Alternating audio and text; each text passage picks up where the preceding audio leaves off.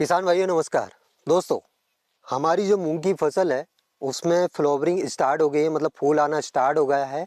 और कहीं कहीं पे जिन किसान भाइयों ने मूंग की अर्ली बुवाई की थी वहाँ पे फलियां बनना भी स्टार्ट हो गया है। देखिए दोस्तों, ये फ्लावरिंग स्टेज, इससे पहले पहले हमारी मूंग की फसल में हमको क्या देना चाहिए, कौन सा खाद देना चाहिए, उसके बारे में हम डिटेल में चर्चा करने वाले हैं। यदि आपके यहाँ पे मूंग की फसल में फलियां बनना स्टार्ट हो गया है, फलियों में दाना बनना स्टार्ट हो गया है, तो उस स्टेज पर कौन कौन सा खाद देना चाहिए उसके उसके बारे में भी हम डिटेल में चर्चा करने वाले हैं।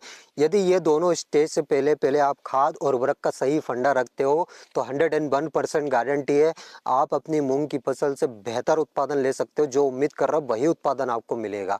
लेकिन दोस्तों, इससे पहले एक और जानकारी मैं आपको दे देता हूँ। ये आप मेरे हाथ में मूंग का एक पौधा देख सकते हो। इस पौधे में फ्लावरिंग अभी स्टार्ट नहीं हुई है, लगभग 5 से 7 दिन लगेंगे। 5 से 7 दिन में इसमें फूल आना स्टार्ट हो जाएगा। लेकिन दोस्तों, इससे पहले पहले मेरे को एक बहुत बड़ी समस्या इसमें देखने को मिली है। कहीं कहीं पे ये छोटी वाली जो पत्तियां हैं वो मुड़ने लगती है या फिर कुकड़ने, हमारी लोकल लैंग्वेज में इसको कुकड़ा रोग भी बोला जाता है। अब इसका कारण क्या है? मच्छर माहू। देखिए दोस्तों, गर्मियों में मच्छर माहू का बहुत ज़्यादा अटैक रहता है और ये मच्छर माहू तरह तरह के रोग भी उत्पन्न करते हैं। मतलब रोग पैदा करने वाले कौन है? मच्छर माहू। अब ये मच्छर माहू को कंट्रोल कैसे कर सकते हैं? देखिए दोस्तों, इसके लिए एक बेस्ट फार्मूला मैंने आपको बताया था, कपूर का छिड़काव। यदि आप कपूर का छिड़काव नहीं करते हो तो इसके लिए केमिकल भी मैं आपको बता देता हूँ। देखिए दोस्तों, इसके लिए मैंने एक फंडा बताया था इससे पहले वाली वीडियो में, कपूर वाला। कपूर का छिड़काव यदि आप नहीं करते हो, केमिकल पे विश्वास करते हो, तो केमिकल में भी मैं आपको एक बेस्ट फंडा बता देता हूँ। इसके लिए आप अडामा अडामा कंपनी का टापूस करके आता है, ये पाउडर फॉर्म में आता है। बुप्रोफिजिन इसमें 15% रहता है एसीफेट, जो कोई 35% डब्ल्यूपी में रहता है। इसका बहुत बढ़िया रिजल्ट मेरे को देखने को मिला है। ये केमिकल फार्मूला है और ऑर्गेनिक में आप जाते हो तो कपूर आप छिड़काव कर सकते हो। देखिए, ये लगभग 100-125 का आता है। ज़्यादा से ज़्यादा यदि आपके लोकल मार्केट में प्राइस बढ़ा कर लेते हैं तो 150 से ज़्यादा नहीं ले सकते हैं। इसका घोल बनेगा 2 पंप के हिसाब से। यदि आपके पास 25 लीटर वाला पंप है तो 2 पंप के हिसाब से घोल बनेगा। और आप 1 एकड़ में कवर करना चाहते हो तो इसके 2 पैकेट आप ले सकते हो। अडामा कंपनी का है। इसका रिजल्ट बहुत बढ़िया है दोस्तों, है ना। मैंने खुद अपनी मूंग में छिड़काव किया है। हालांकि कुछ मूंग मैं केमिकल पे करता हूँ और कुछ मूंग मैं ऑर्गेनिक तरीके से करता हूँ। दोनों में ही मेरे को बेस्ट रिजल्ट मिले। कपूर का भी मिला है और इसका भी मिला है। देखिए, इसके अलावा यदि आप इंसेक्टिसाइड लेते हो तो उसमें आपको इंसेक्टिसाइड अलग से लेना पड़ेगा, फंगिसाइड आपको अलग से लेना पड़ेगा। इसका तो मैंने आपको क्लियर कर दिया। अब एक चीज़ भैया, फ्लावरिंग स्टेज से पहले एनपीके आपको कौन सा देना है? देखिए, एनपीके में 19-19 जो कि हम पहले पानी पे देते हैं। फ्लावरिंग स्टेज से पहले पहले आपको 0-52-34 देना, जिसमें 34% पोटास होता है, 52% फास्फोरस होता है। अब ये क्यों दे रहे हैं? ताकि हमारा जो पौधा है वो मजबूत बना रहे।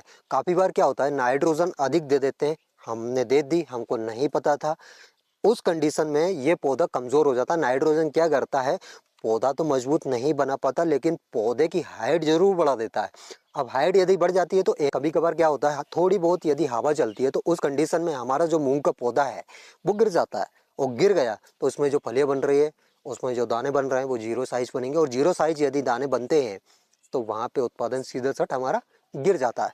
देखिए, एनपीके का सही फंडा ये है कि यदि आप इनकी सही मात्रा रखते हो तो ये पौधा मजबूत भी रहेगा और इसमें फ्लावरिंग भी अच्छी होगी, फलियां भी अच्छी लगेगी। और जो फलियों में दाने बन रहे हैं उस दाने का साइज भी बढ़ेगा।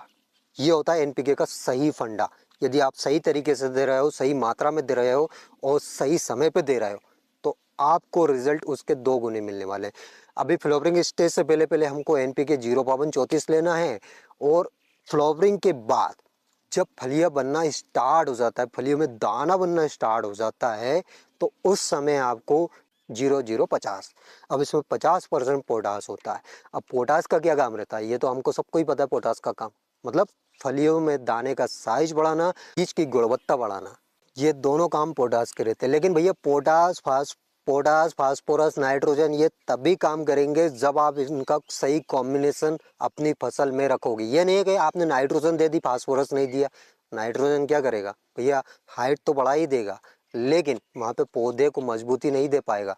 यदि आपने फास्फोरस और पोटास दे दिया, नाइट्रोजन नहीं दी, तो पौधा हाइट नहीं ले पाएगा। मजबूत तो ठोस बन जाएगा वो, लेकिन उसकी हाइट नहीं हो पाएगी। तो इसलिए सही कॉम्बिनेशन में आपको खाद और उर्वरक देना है और समय समय पे आपको खाद और उर्वरक देना है। यदि आप ये सारी चीज़ें फॉलो करते हो तो ये मेरी गारंटी है, आपको एक अच्छा उत्पादन लेने से कोई भी नहीं रोक सकता। तो हमारा सीधा सा टारगेट ये रहता है कि हमारे किसान भाइयों को कम खर्च में अच्छा मुनाफा हो। इसके लिए हम हर संभव प्रयास करते आए हैं और करते रहेंगे। तो आई होप दोस्तों आपको मेरे द्वारा दी गई जानकारी समझ आई होगी, वीडियो पसंद आई होगी। वीडियो अगर अच्छी लगी हो तो एक लाइक, और जो किसान भाई इस चैनल पर पहली बार आए सब्सक्राइब जरूर कर लीजिए और साइड में जो बेल आइकन है उसको भी दबा लें। तो आज के लिए इतना ही काफ़ी है, मिलते हैं नेक्स्ट वीडियो में नेक्स्ट